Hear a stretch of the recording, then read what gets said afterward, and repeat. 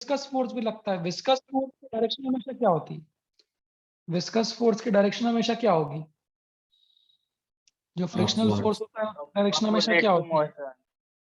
Upward बोलेंगे नहीं कभी भी। विस्कस फोर्स की डायरेक्शन हमेशा क्या हो, ध्यान देना। अब थ्रस्ट और विस्कस फोर्स, ये दोनों फोर्सेस में डिफरेंस है। दोनों ही लिक्विड के द्वारा लगाए जाते हैं, बट अब थ्रस्ट की डायरेक्शन हमेशा क्या होती है? अब थ्रस्ट की डायरेक्शन हमेशा क्या होती है? अप थ्रस्ट नाम ही ऊपर है। ऊपर की तरफ। तो अप थ्रस्ट एक अलग फोर्स है और विस्कस फोर्स एक अलग फोर्स है। विस्कस फोर्स फ्रिक्शनल फोर्स है, तो उसकी डायरेक्शन जो होती है बच्चों, वो हमेशा मोशन के अपोजिट होती है। आप जिधर भी स्विम करोगे, आप जिधर भी नाव चलाओगे, उसके अपोजिट आपके ऊपर फ्रिक्शनल फोर्स लगेगा। तो आज से अपने नॉलेज में ये बात आप लोग ऐड करेंगे। क्या ऐड करेंगे? कि लिक्विड हमेशा दो फोर्स लगाता है। कौन कौन सा फोर्स लगाता है बच्चों? एक अपथ्रस्ट लगाता है, थ्रस्ट और एक विस्कोसिटी फोर्स। विस्कस।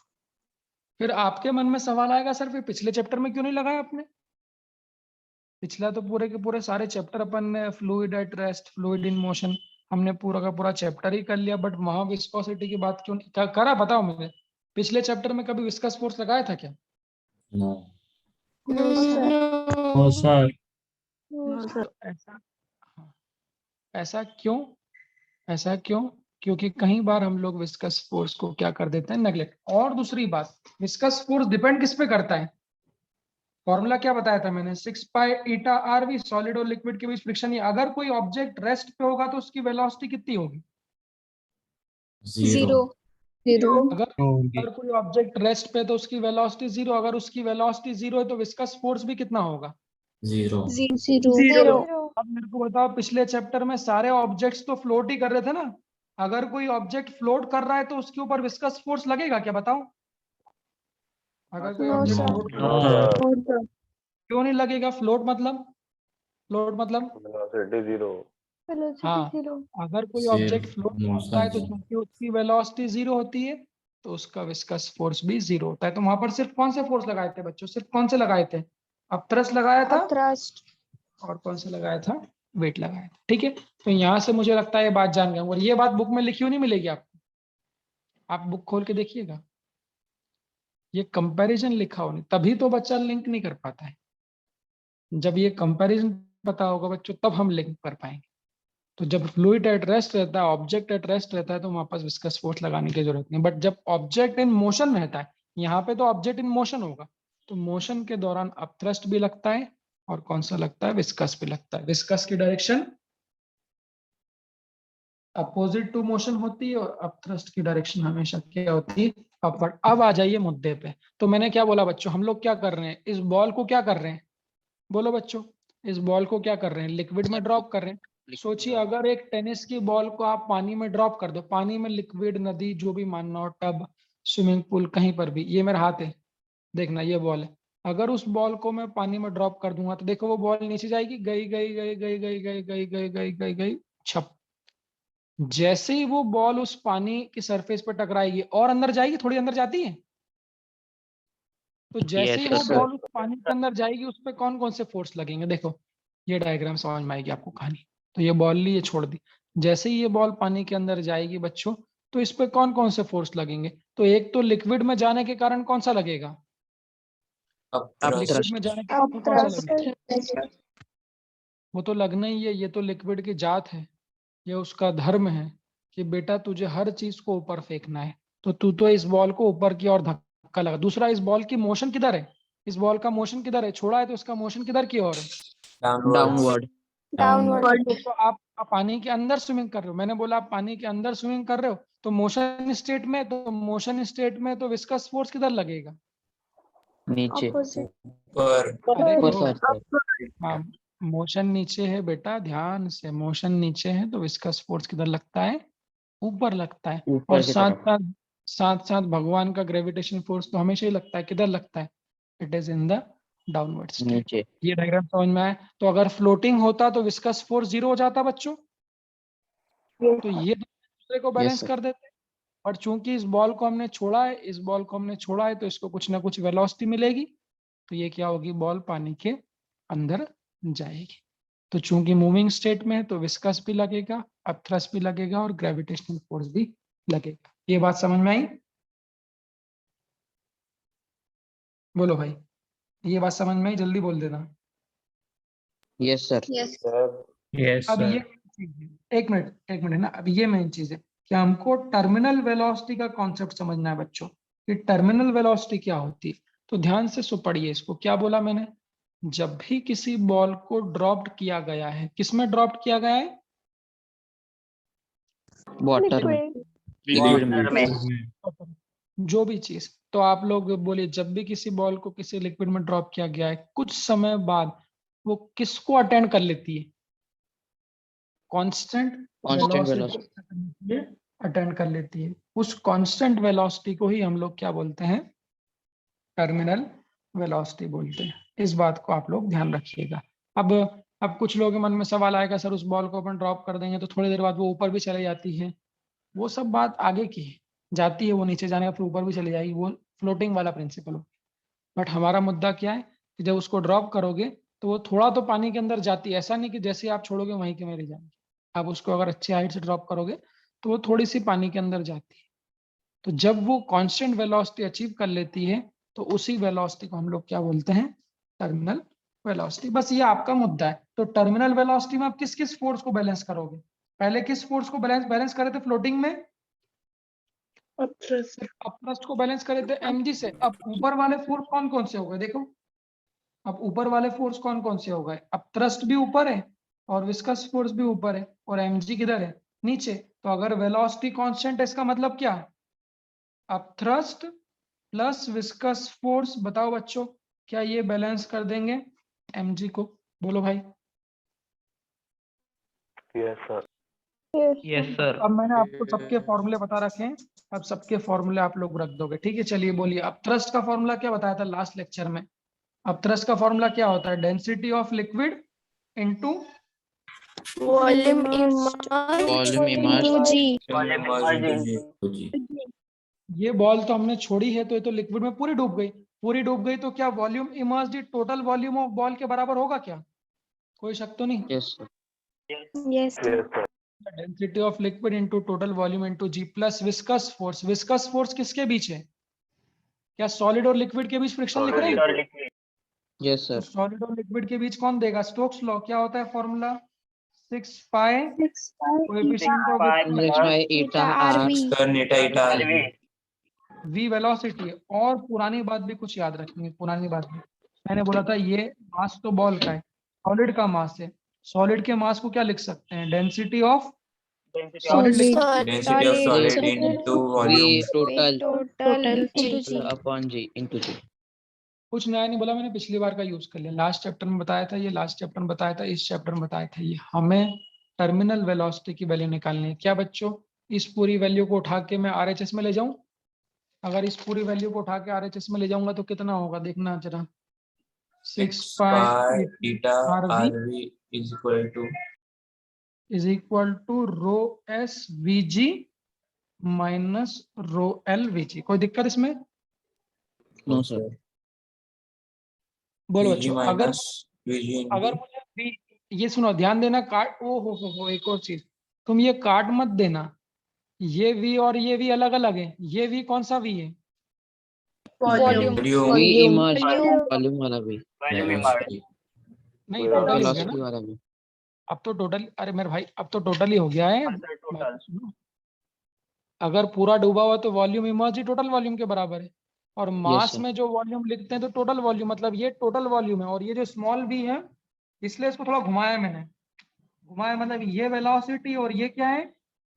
वॉल्यूम है। वॉल्यूम काट मत देना। हमें टर्मिनल वेलोसिटी का फॉर्मूला निकालना है। टर्मिनल वेलोसिटी का फॉर्मूला क्या होगा बच्चों? Rho S minus rho L. बताओ, क्या इन दोनों से वीजी कॉमन ले लूं? Yes sir.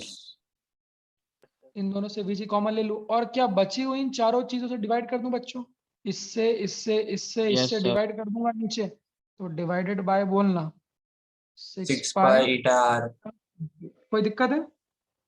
No sir. बस वॉल्यूम का फॉर्मूला क्या होता है, बॉल है तो बॉल का वॉल्यूम कितना होता है बच्चों, इसको VT लिख रहा हूँ। टी क्यों लिखा, T for terminal velocity. Terminal velocity formula क्या बन जाएगा, क्या वॉल्यूम ऑफ बॉल का फॉर्मूला लिख दूं, वॉल्यूम ऑफ बॉल कितना होता है 4/3 पाई क्यूब। IR cube. तो जी, और नीचे क्या है 6 पाई ईटा इंटू आर। कोई दिक्कत है बताओ। अब कौन कौन कड़ी आएगा, क्या पाई से पाई कड़ी आएगा, आर से Yes, आर sir. कट जाएगा, R से R1। ईटा नहीं कटेगा, ईटा कहाँ है, और ये 4 से 2 कट जाएगा तो 2 3 जा, देख लो 2 2 जा 4, 2 3 जा, पाई से पाएगा ये। अब यहाँ कितना बचा बच्चों, आर का क्या बचा स्क्वायर, R यहाँ स्क्वायर कितना बचा 2 2 बाई by 3, 3। और नीचे कितना बचा 3, तो ये 3 जब नीचे 3 में जाए तो 9 हो जाएगा। 9। Yes, sir. बोलो, तो टर्मिनल वेलोसिटी का फाइनल फॉर्मूला क्या बनेगा, सब काटा पीटी करके फाइनल क्या बनेगा देखना। तो ये आगे लिख रहा हूँ, 2 ऊपर लिख दिया, 9 आगे लिख दिया, पाई तो कट गया, आर का कितना बचा स्क्वायर, जी भी R बचा है एक स्क्वायर साथ में, 2/9 आर स्क्वायर जी, नीचे 9 हो गया, नीचे क्या बचा अपॉन ईटा, ईटा ईटा और ऊपर क्या बचा है rho s rho S minus. Minus rho L। This is the formula for terminal velocity. इस फॉर्मूले को आप डायरेक्टली याद भी कर सकते, देख लीजिए। सर इसके पहले वाला पेज दिखाइए। 1 मिनट दिखा रहा हूँ, 1 मिनट दिखा रहा हूँ। तो कॉन्सेप्ट को बहुत अच्छे से और बहुत ध्यान से समझिएगा बच्चों। सबसे इंपॉर्टेंट फॉर्मूला इस चैप्टर में ये वाला ही है। जो न्यूटन्स लॉ ऑफ विस्कोसिटी उस पे से क्वेश्चन कम आते हैं, बट इस पे से क्वेश्चंस आपको बहुत मिलेंगे।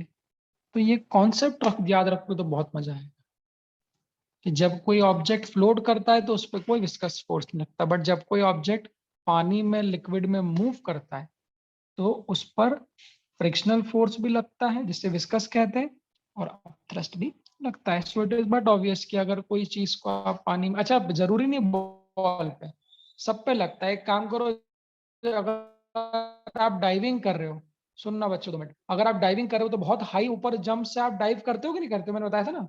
तो डाइविंग के दौरान भी तो आपने देखा होगा, हेलो आवाज आ रही है, Yes, sir. डाइविंग के दौरान में तो आपने देखा होगा जब आप डाइव करते हो तब आपकी स्पीड बहुत तेज रहती है, जब पानी में जाने वाले हो तब कितनी तेज रहती है, बट जैसे ही पानी में जाते हो कुछ टाइम बाद आपकी स्पीड रुक जाती है ना, बिल्कुल कांस्टेंट हो जाती है ना। Yes, sir. तो वो कांस्टेंट क्यों हुई, कोई आपसे पूछेगा क्यों कांस्टेंट हो गई, ऐसा क्यों नहीं हुआ कि सर फूट गया आपका जमीन में जाके, सर फूटता है क्या स्विमिंग पूल में जाके, नो। एक कायदे से तो सर फूट जाना चाहिए। तो वो क्यों नहीं फूटता, क्योंकि जैसे ही आप पानी में जाते हो अब थ्रस्ट और विस्कस फोर्स आप पे लगने लग जाता है। वो अब थ्रस्ट और विस्कस फोर्स क्या करता है, आपके वेट को बैलेंस कर देता है। तो ये कॉन्सेप्ट याद रखोगे तो बहुत मजा। टर्मिनल वेलोसिटी का कॉन्सेप्ट क्या होता है, अब थ्रस्ट और विस्कस फोर्स mg को बैलेंस कर देते हैं। इसको लिख लो, फॉर्मूला बनाना भी आना चाहिए, इस बात को ध्यान रखना विशेष तौर पे। क्या बोलते हो, फॉर्मूला बनाना भी आना चाहिए, ठीक है बच्चों। चलो कैसे बनाते हैं तो हमेशा ध्यान रखना, अब thrust plus viscous is equal to mg, viscous को 6 पाई लिख देना, सॉल्व करना, इसको डायरेक्टली याद करना। तो बताओ टर्मिनल वेलोसिटी किस पर डिपेंड करती है फिर, फैक्टर्स क्या क्या हैं, रेडियस रेडियस Radius अच्छा रो on किसकी the डेंसिटी है, रो किसकी, डेंसिटी बॉल की solid density of solid solid, rho L क्या है, density of liquid। तो फैक्टर्स लिख देता हूं मैं यहाँ पे, फैक्टर्स क्या है। तो टर्मिनल वेलोसिटी पहला फैक्टर है बॉल की रेडियस के स्क्वायर के प्रोपोर्शनल, जितनी बड़ी बॉल होगी उतनी ही टर्मिनल वेलोसिटी क्या होगी ज्यादा, सहमत हो। Yes, sir. देख लो फॉर्मूला। दूसरा, terminal velocity directly proportional to gravity है, क्या बोलते हो,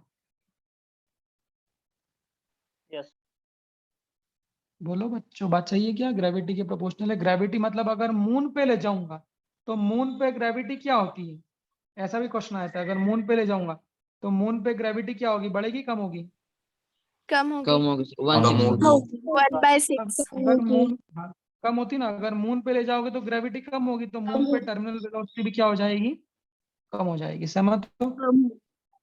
तीसरा फैक्टर अगर आप देख पाओ तो टर्मिनल वेलोसिटी इस पर डिपेंड कर रही है, बोलो eta।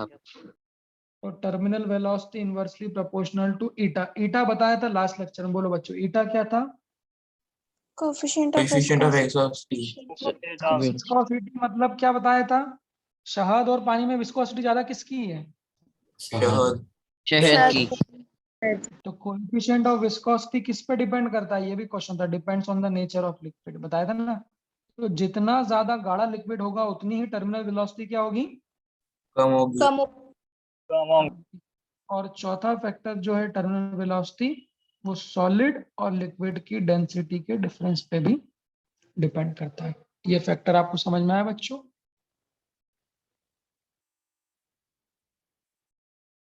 बोलो, जल्दी बोलो। Yes, sir. Understood sir. चलिए, अब इसी में क्या क्या कुछ क्लॉजेस हैं, क्या क्या कुछ नोट्स बनाना है। नोट्स, एक बहुत अच्छा क्वेश्चन आप पाओगे आगे जाके, बढ़िया एम्स लेवल का क्वेश्चन है, लेवल 2 का हमारे। क्या कि कोई बॉल जरूरी नहीं है पानी में नीचे ही चले, क्या वो पानी में ऊपर भी चल सकती है? लाइक एग्जांपल, मान लो एक टेनिस बॉल को स्विमिंग पूल की सबसे गहराई में जाके छोड़ आए। क्या क्या समझे? एक टेनिस बॉल को स्विमिंग पूल की सबसे गहराई में जाके छोड़ा है, तो वो किधर जाएगी? टेनिस की बॉल क्या ऊपर होगी? आएगा। करेगी, ऊपर आएंगी. फ्लोट करेगी। सर करती ही नहीं। ऊपर आएगी। अगर आप उसको जबरदस्ती हाथ से पकड़ के अगर बॉटम तक ले आके छोड़ भी दोगे तो क्या वहीं पड़ी रहेगी क्या? नो सर, ऊपर ऊपर आएगा आएगी। फ्लोट। No, sir, ऊपर आएगी. नो सर, ऊपर आएगी क्योंकि वो तो फ्लोट करती है। हाँ, अगर एक लोहे की बॉल को मैं हाइट से छोड़ दूं तो क्या वो नीचे जाके वापस ऊपर आएगी क्या? No. No sir. No sir नीचे ही रहेगी. तो पहले चैप्टर में पढ़ चुके हैं कि सिंक कब होगी, फ्लोट कब होगी। तो अब आम तौर पे बच्चा ये सोच लेता है, अब बच्चों के दिमाग में आ जाती है कि यार बॉल तो कोई भी बॉल हो वो हमेशा नीचे ही जाएगी। ये मैंने बॉल छोड़ी, अगर ये लोहे की बॉल है तो ये नीचे जाके जाके जाके जाके बॉटम पे ठहर जाएगी, ठहरेगी कि नहीं? Yes sir. बट अगर ये टेनिस की बॉल है तो भले ही आपने उसको बहुत हाइट से छोड़ा है, भले ही वो पानी के अंदर तो जाएगी क्योंकि उसकी कुछ ना कुछ वेलोसिटी, बट अंदर जाने के बाद फिर से वो कहाँ जाएगी? ऊपर। ऊपर जाएगी। मतलब अगर कोई बॉल अपवर्ड मोशन करती है, पानी में कैसा मोशन करती है? अपवर्ड। तो अपवर्ड मोशन के दौरान अगर वेलोसिटी किधर है बच्चों? अब मुझे आप बताओ क्या फर्क पड़ेगा? अब थ्रस्ट तो अभी भी ऊपर ही लगेगा, वेट तो अभी भी नीचे लगेगा, अब विस्कस फोर्स किधर लगेगा? Downward. डाउनवर्ड लगेगा। क्यों लगेगा डाउनवर्ड? क्योंकि विस्कस फोर्स क्या होता है? अपोजिट। सर अपोजिट डायरेक्शन में लगता है। तो इस केस में वेलोसिटी का फॉर्मूला कैसे निकालोगे? कौन किसको बैलेंस करेगा इस केस में? F of is equals sir to अब थ्रस्ट और F viscous. Plus M G. F viscous plus M, सब कुछ सेम रहेगा बच्चों। एफ अप का फॉर्मूला भी वही रहेगा, एफ विस्कस का फॉर्मूला भी वही रहेगा, एम जी का फॉर्मूला भी वही रहेगा, सब कुछ सेम रहेगा। देखो सब कुछ सेम रहेगा, बस फर्क क्या पड़ेगा? यहाँ माइनस की बजाय क्या आ जाएगा? प्लस। करके देखना, वापस से बना लोगे फॉर्मूला पूरा। एफ आपको लिख दोगे, नहीं सॉरी, माइनस की बजाय प्लस नहीं आएगा। एफ आपको लिख दोगे, एफ विस्कस को लिख दोगे, एम जी को लिख दोगे, सब कुछ सेम रहेगा। बस अब यहाँ पे जो एफ विस्कस रहेगा वो किसके बराबर रहेगा? अब थ्रस्ट माइनस एम जी के बराबर रहेगा। सही है? Sir Yes. F viscous downwards कैसे लगेंगे? जब तक वो रुक जाएगा तब तक तो वेलोसिटी 0 हो जाएंगे। अबे रुकने की बात नहीं कर रहा मैं, अपवर्ड मोशन की बात कर रहा हूँ। अगर बॉल का मोशन अपवर्ड है, मैं अपवर्ड अभी रुकने की बात नहीं कर रहा। मैंने बोला अगर एक टेनिस की बॉल को मैं बॉटम पे ले जाके छोड़ दूं तो उसका मोशन अपवर्ड होगा। तो कोई लिक्विड में अगर बॉल ऊपर जा रही है तो विस्कस नीचे लगेगा, और लिक्विड में अगर बॉल नीचे जा रही तो विस्कस किधर लगेगा? ऊपर लगेगा। समझे? Yes sir. हाँ, तो बस कुछ नहीं होगा। अगर वो बॉल ऊपर जा रही है तो अब कौन कौन बैलेंस करेगा? F viscous plus M G किसको मिलके बैलेंस करेंगे? अप थ्रस्ट को। तो फॉर्मूला ये बनेगा क्या, बोलो? Yes, sir. बस अब सब कुछ सेम होगा। वापस आप लोग पहले जैसी वैल्यू रख दोगे और ये काम आप पे छोड़ रहा हूँ। यहाँ से टर्मिनल वेलोसिटी का फॉर्मूला आप लोग बनाओगे। ये आपका काम है, ध्यान रखना। एफ विस्कस की वैल्यू मैंने बता दी थी, एफ अप की वैल्यू मैंने आपको बता दी है, एम जी की वैल्यू। तो इससे आपका इसका रिवीजन भी हो जाएगा। ये जो लिखना सिखाया था इसका आपका रिवीजन भी हो जाएगा। तो ये एक बहुत अच्छे क्वेश्चन में, लेवल 2 के क्वेश्चन में पॉइंट आपको मिलने वाला है। ठीक है, चलिए नोट कर लिया। सर इसके चलो पहले भाई। वाला पेज एक बार दिखाइए। अभी नोट्स भेजूंगा बेटा, मैं नोट्स भेजूंगा। अब इसमें कुछ एप्लीकेशंस ऑफ टर्मिनल। अभी पेन खत्म हो गए।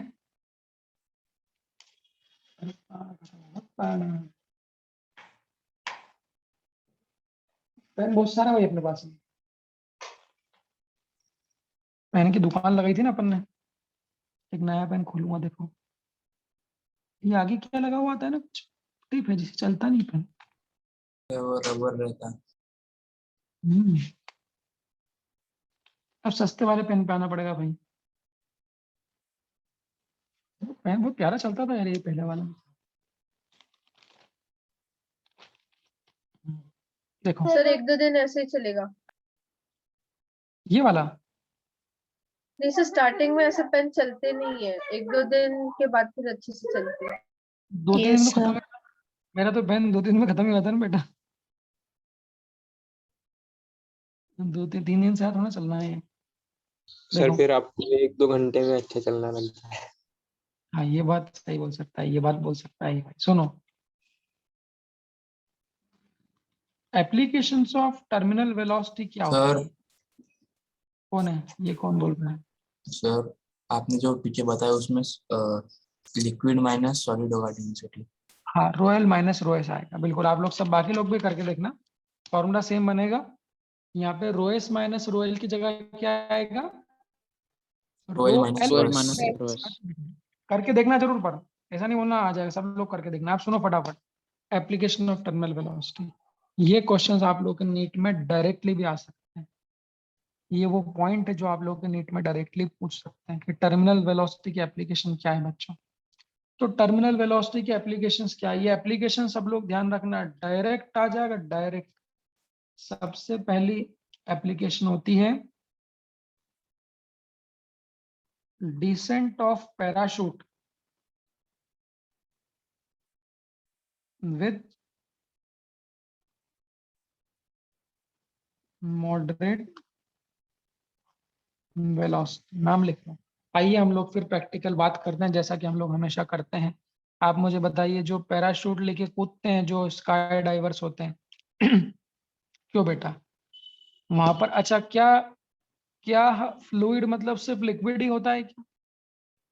No, sir. लिक्विड और गैस। Gas. तो आमतौर पे उसको हम इग्नोर कर देते हैं, क्योंकि हम लोग लिक्विड की ही ज्यादातर बात करते हैं। बट इस बात पे कोई दो मत नहीं है। ये जितने भी कॉन्सेप्ट पढ़ाएं, कितने मतलब कौन से? अपथ्रस्ट और कौन सा? Viscosity, viscous force. ये सब लिक्विड के साथ साथ गैस पर भी क्या होते हैं बच्चों? एप्लीकेबल होते हैं। लिक्विड के साथ साथ गैस पे भी क्या होते हैं?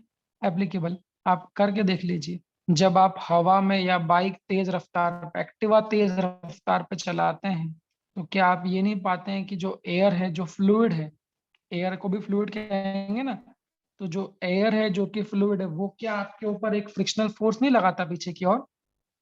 यस सर, लगाता है। Yes, sir. वो भी तो फ्रिक्शनल फोर्स, विस्कस फोर्स ही कहलाएगा भाई। तो वो विस्कस फोर्स किसका है? It is the viscous force by the gas. और जो आप पढ़ते हो वो क्या है? Viscous force by the liquid. क्या बोलते हो? सही कह रहा हूँ? तो इस बात को ध्यान रखिएगा कि एयर भी विस्कस फोर्स लगाता है। तो ये कुछ एग्जांपल है कि जब पैराशूट कूदता है, सोचो अगर पैराशूट ना खुले, अगर ना खुलेगा तो सिर्फ उसके ऊपर कौन सा फोर्स लगेगा? अगर पैराशूट नहीं खुलेगा तो उस पर कौन सा लगेगा आदमी के ऊपर? सोचो, एक पैराशूट वाला आदमी कूद गया, सर ग्रेविटी लगेगी। अगर पैराशूट नहीं खुलेगा तो सिर्फ ग्रेविटी, ग्रेविटी के कारण तो मजा आ जाएगा, जमीन पे गिरेगा तो। But yes sir. जैसे ही वो पैराशूट खोलेता है, पैराशूट खोलता है तो उस पर कौन से फोर्स लगने लग जाते हैं? जैसे ही वो पैराशूट खोलेगा तो एयर के कारण क्या लगता है फ्रिक्शन। उसको? अब थ्रस्ट भी लगता है। सर एफ और क्या लगता है? विस्कस भी लगता है। तो आपने देखा होगा ना, जैसे ही पैराशूट खोलता है, देखो ये बहुत अच्छा एग्जांपल है कि शुरू में जब कूदा तब तो बहुत तेज था, जैसे ही पैराशूट खोला थोड़े टाइम बाद, चूंकि अब एरिया बहुत बढ़ गया, तो अब थ्रस्ट भी लगने लग जाएगा, विस्कस फोर्स भी लगेगा, तो क्या कुछ समय बाद आप पाते हो उसकी वेलोसिटी कांस्टेंट हो जाती है बिल्कुल? Yes, sir. होती कि नहीं होती? Yes, sir. सबने सबने फोटो में देखा होगा, आपने कूदा तो नहीं होगा पर फोटो में देखा होगा ना आपने, कि कुछ टाइम बाद बहुत प्यार से वो कांस्टेंट वेलोसिटी से क्या होता है, नीचे आने लग जाता है। तो आगे से जब भी देखोगे बोल देना कि इसने क्या अचीव कर ली, इसने कौन सी वेलोसिटी अचीव कर ली। Terminal velocity. Example of a terminal. दूसरा, फॉलिंग ऑफ रेन ड्रॉप्स। कभी सोचा है रेन ड्रॉप्स कहाँ से गिरती है? क्लाउड्स। क्लाउड कितनी ऊंचाई पे है? बहुत ऊंचाई। सोचो अगर विस्कस फोर्स और अब थ्रस्ट ना हो, सोचो सिर्फ अगर पानी की बूंदों पर ग्रेविटेशनल फोर्स ही लगे, तो अगर सिर्फ जैसा पैराशूट का, अगर सिर्फ ग्रेविटेशनल फोर्स लगता बेटा बूंदों पे, तो बूंदे इतनी तेज गिरती कि कोई बड़ी बात नहीं, वो आपके गाड़ी की छत में छेद कर दें, कांच तोड़ दें, तो कुछ भी कर सकती है। बट चूंकि उसके ऊपर क्या लगता है, उसके ऊपर क्या लगता है, विस्कस फोर्स और अपथ्रस्ट फोर्स भी लगता है बच्चों। इसीलिए जो वो रेन ड्रॉप्स होती है वो क्या होती है, कुछ कम, पानी की बूंद बहुत तेज थोड़ी ना गिरती। नहाते हैं कि नहाते हैं पानी में, कभी ऐसा देखा कि नहाते हुए हाथ में खून आ गया? No sir. है ना, ऐसा नहीं होता।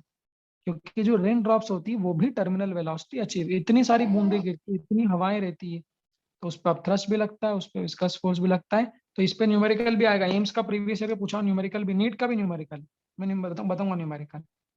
ये रेन ड्रॉप्स भी एग्जांपल जो है वो किसका है, इसका। हाँ, रेन ड्रॉप में फॉर्मूला थोड़ा बदल जाएगा। रेन ड्रॉप भी गिरती तो किधर है, गिर तो किधर रही, ऊपर तो नहीं गिर रही, जमीन से ऊपर तो नहीं जा रही ना। नीचे। हाँ, अगर वो नीचे जाएगी मतलब अब थ्रस्ट किधर लगेगा, ऊपर। ऊपर। विस्कस फोर्स भी ऊपर, mg नीचे। फॉर्मूला क्या होगा देखना। अब रेन ड्रॉप्स मतलब ये बॉल किसकी बनी है, अब जो सॉलिड बॉल है वो किसकी बनी है, रेन ड्रॉप्स किसकी बनी, लिक्विड की। तो यहाँ डेंसिटी ऑफ लिक्विड, और जो अब थ्रस्ट और ये लगा रहा है, ये कौन लगा रहा है, लिक्विड की जगह यहाँ क्या आ जाएगा, एयर। तो ध्यान देना, फॉर्मूला कंपैरिजन ध्यान दो बच्चों, ये चीज भी इंपॉर्टेंट है। टर्मिनल वेलोसिटी का डायरेक्ट फॉर्मूला क्या था, 2/9, याद नहीं हुआ तो याद कर लो, टेस्ट में पूछूंगा बेटा, r²g अपॉन ईटा। यहाँ क्या बनता है, rho S minus rho L बनता है। और अब यहाँ क्या बन जाए देखना, ये तो सेम रहेगा, 2/9 r²g अपॉन ईटा। Rho S minus rho L कब, जब सॉलिड और लिक्विड के बीच में क्या अटेंड हुई है, टर्मिनल वेलोसिटी हुई है। क्या बच्चों बच्चों सही बोल रहा हूँ, rho yes s sir. Minus rho, जब सॉलिड और लिक्विड के बीच टर्मिनल वेलोसिटी अचीव हुई। बट अगर लिक्विड और गैस के बीच हुई तो सॉलिड की जगह क्या आ जाएगा, लिक्विड, और लिक्विड की जगह क्या आ जाएगा, Air. सही है क्या फॉर्मूला, देख लीजिए। ऐसा कंपैरिजन आपको बुक में लिखा हुआ नहीं मिले, बुक में तो वो मान लेते हैं कि हमने फॉर्मूला बता दिया तो बच्चा लगा ही लेगा, बट नहीं लगा पाते हैं बच्चे, इसीलिए बता रहा हूँ, ध्यान रखिएगा, चलेगा। फिर क्वेश्चन में लगा के बताऊंगा। तीसरा वाला मुद्दा सुनना, तीसरा होता है, एक याद रखने वाला पॉइंट है, अभी आपने नहीं सुना हो, शायद केमिस्ट्री में सुनोगे, ये फिजिक्स में तो नहीं। मोलिकन ऑयल ड्रॉप एक्सपेरिमेंट सुना है क्या? यस हाँ sir, sir. Millikan oil drop. अच्छा, पढ़ लिया क्या आपने, Yes, sir. Yes sir. Yes, sir. Yes sir. कब पढ़ा, अभी पढ़ा क्या? सर नहीं, Sir. Oh, sir. Structure of atom में पढ़ा। Structure of atom, sir. ये क्या अक्षर है मतलब, Structure of atom. हाँ मतलब 11th क्लास में पढ़ा है ना। Yes, sir. Yes, sir. हाँ, अब अगर जिस किसी ने नहीं भी पढ़ा हो तो ये मत सोचना कि इस पर कोई डिटेल करना है, सिर्फ नाम है। आप देखो मोलिकन ऑयल ड्रॉप एक्सपेरिमेंट में भी अगर आपको याद हो, तो जो ऑयल ड्रॉप्स होती है वो भी हवा में फ्लोट हो जाती ना, याद है कि नहीं है?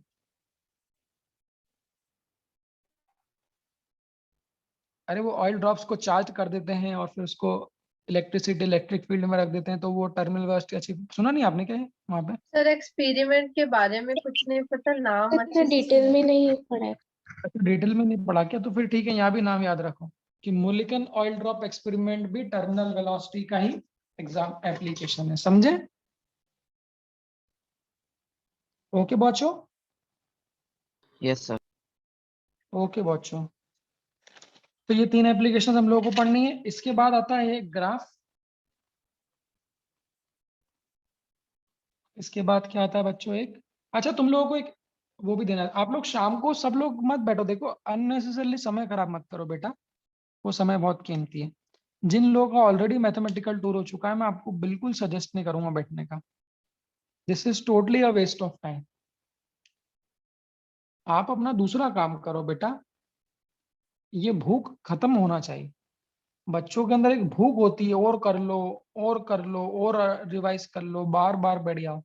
अगर आप एक बार टॉपिक में बैठने के बाद दूसरी बार उस टॉपिक में बैठ रहे हो, मतलब आपकी ग्रास्पिंग कमजोर है, आप एक बार में नहीं समझ पा रहे हो। तो ऐसा अपने को अननेसेसरली नहीं बैठना है। मैं उसमें कुछ ऐसी नई बात नहीं बताऊंगा कि जो आपको नहीं बताई होगी, या कुछ अलग आपको भी पढ़ा दिया उतना काफी है यार। इसका विश्वास तो ऐसा थोड़ी ना हमको कुछ नया बता देंगे, ठीक है? जो टॉपिक में वही बताएंगे ना भाई। अननेसेसरली मत बोलो, बैठो आप लोग, कोई मतलब नहीं है। और मैं आपको बाकी केमिस्ट्री और बायो के लिए भी सबके लिए सजेस्ट करूंगा, सिर्फ वही जिन लोगों का छूटा था उस समय, जो लोग लेट एडमिशन थे, सिर्फ वही लोग बैठो बेटा। बाकी लोग समय खराब मत करो, अपना पुराना रिवीजन करो। अपने पास इतने सारे चैप्टर से रिवाइज करने के लिए, आप लोग घर बैठ के यूनिट्स एंड डायमेंशन वेक्टर ये सब रिवाइज कर लो, ठीक है? सर आपने मिलिकन सॉर्ट ऑफ एक्सपेरिमेंट के बारे में क्या बताया? मेरा नेट चला गया था। बताया कुछ भी नहीं, मैंने सिर्फ यही बोला था कि उसको याद रखना है कि टर्मिनल वेलोसिटी का एग्जाम्पल है वो भी, कभी बाय चांस आ जाए तो आपको लिखने में आसानी होगी, ठीक है? Okay okay sir. चलो, मीटिंग खत्म होने कितनी बची है?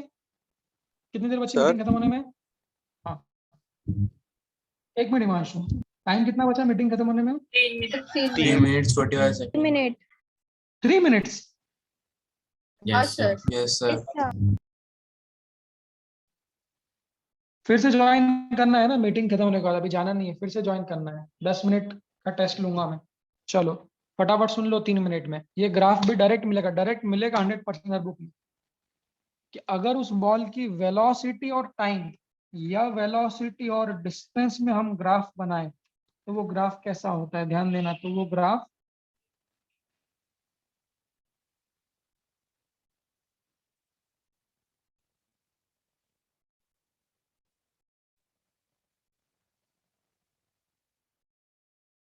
जो ग्राफ होता है वो ग्राफ ऐसा होता है। ये ग्राफ क्या बता रहा है? ये ग्राफ क्या बता रहा है, आप देख रहे हो क्या? एक टाइम बाद वेलोसिटी, जैसे पैराशूट कूदता है ना, तो पहले वेलोसिटी तेज रहती है कि कम रहती है? पहले वेलोसिटी देखो, वेलोसिटी की जो स्लोप है, वैल्यू है, वो घटते घटते घटते एक टाइम बाद क्या हो रही है? एक टाइम बाद कैसी हो जाएगी? कांस्टेंट। ये जो क्या बता रहा है, ये जो पॉइंट है ये क्या बता रहा है कि उसने क्या अचीव कर ली? Terminal velocity. वेलोसिटी अचीव कर ली। इस ग्राफ को भी आप लोग डायरेक्टली ध्यान देना, डायरेक्ट मिल जाएगा। ऑप्शन कैसा होगा, तो इनमें से कौन सा ग्राफ सही है, क्विजी क्वेश्चन ऐसा आएगा तो वो ऐसा दे देंगे, इस तरह से दे देंगे, वो इस तरह से दे देंगे, और वो इस तरह से दे देंगे। कौन सा सही है? वैसा कुछ 1, 3 और 4 ऐसा दे देंगे। बोलेंगे इनमें से कौन सा graph which is the best representation for terminal velocity, आपको बताना है कौन सा है। तो कैसे पहचानोगे? पहचानोगे सर ऐसा कैसे? क्वेश्चन भी आया था ना वीकली टेस्ट में। कौन से टेस्ट में? सर वीकली टेस्ट में आया था। अभी कैसे आ गया यार? ये वाला नहीं होगा, वो दूसरा था भाई। नहीं सर वो दूसरा सेकंड था। वाला, सर सेकंड वाला। सर नहीं, सेम था पर सर वो विस्कोसिटी के बेस पर नहीं था। वो लैम्डा और टेम्परेचर के बीच का था। बहुत हाँ सर। ओके ओके, चलिए, तो ये हमारी कहानी थी। ये ग्राफ भी आप लोग ध्यान रखिए। अथर्व केशवानी कुछ बोल रहा है मुझसे, प्लीज सर करके कुछ बोला इसने।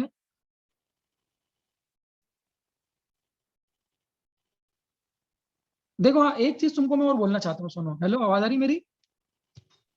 Yes, sir. हाँ, जैसे कि अथर ने बोला कि जैसे 20 क्वेश्चन का अपन टेस्ट लें। देखो क्या रहता है कि चूंकि अपन डेली टेस्ट ले रहे हैं, अपन टेस्ट ले रहे हैं, अपन न्यूमेरिकल टेस्ट भी लेते हैं, तो एक टॉपिक पे क्वेश्चन बनने की भी एक सीमा होती है। जैसे फ्लूइड की अगर अपन बात करें, तो अपने को फ्लूइड एट रेस्ट पे 150 क्वेश्चन मिल सकते हैं, 150 क्वेश्चन, हद से 200 क्वेश्चन मिल सकते हैं, इतने ही क्वेश्चन मिलते हैं। मतलब ऐसा नहीं किसी टॉपिक पे इन्फिनाइट क्वेश्चन है।